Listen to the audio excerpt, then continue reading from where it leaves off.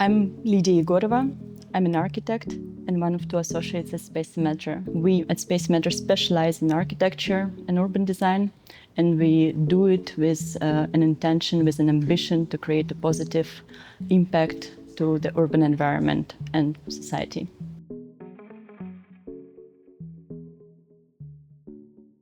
Circularity is really a foundation of Space&Matter. With every project, we ask ourselves a question: how can we make this particular place better for people and planet? So for us, it's not only a bare necessity, but it's actually a driver of all our concepts and ideas. And I personally deeply believe in it.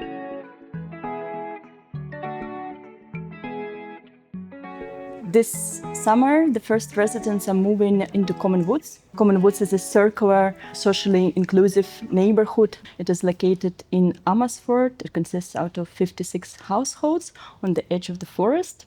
Yeah, it is basically circular in many ways. First of all, circularity comes from the location itself. The area was an area with a poor nature due to the old usage as field riding school with a lot of horses, and now we are transforming it into nature-inclusive area. The urban design helps here a lot. It allows forest to come and integrate the neighborhood in itself as much as possible. We don't follow the standard grid system with roads and houses in between, with front gardens, back gardens, and a lot of private territory, but we instead create a community, a cluster with a central square, so that forest comes to the central square and leaves spaces for houses, so-called boskammers in Dutch, and the central square works as a space for interaction for the community.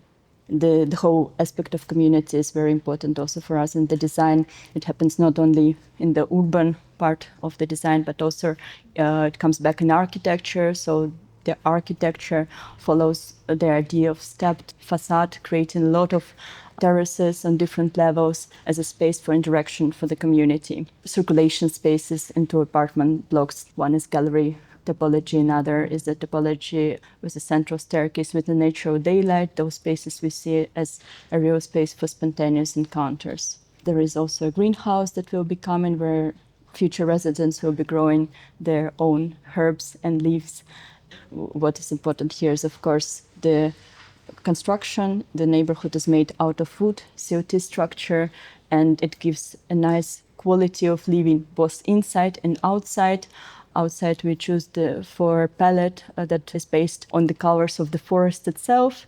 It was the first inspiration after our first site visit. Deep red, black, a nice light grayish color, all natural palette.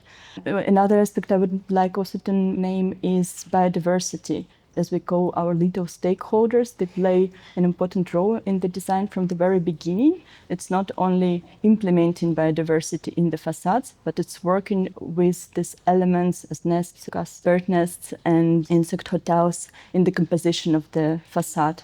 The biggest challenge for us here was to choose the right building system, building method, because we started dreaming of Common Woods as if it is a modular neighborhood. Modules, they do come from the factory ready-made, so you can control the quality. That's very attractive. They can come even together right away with interior, and they are very fast assembled at the site, so neighbors are not bothered by the whole construction process. But at the same time, you do transport a lot of air with every single module. You also double floors and walls while putting them together, and they do have a spacious limitation. So for such a diverse neighborhood as Common Woods, it was not the way to go. So we choose for a flat pack. It was an economical, circular, and architectural decision. I think the major opportunity I would like to highlight here is sky-high ambitions of the project that were there at the beginning and that stayed with the project till its very end. Unfortunately, it's not very common in the built environment due to a lot of challenges that we encounter along the way, but fortunately for Common Woods, that was the case.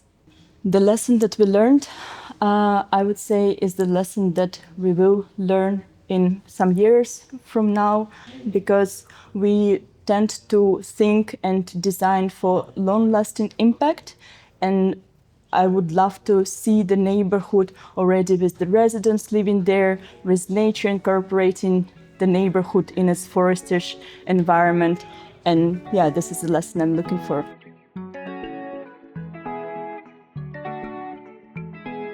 The shift towards circularity challenges not only architects, but the whole building industry. We have to think of new building materials, new building methods, flexible spaces, and also incorporate end users in the design process. At Space&Matter, we actually use these principles already in our design for decades, and we do believe that these are the right questions to ask, so the outcome is really circular.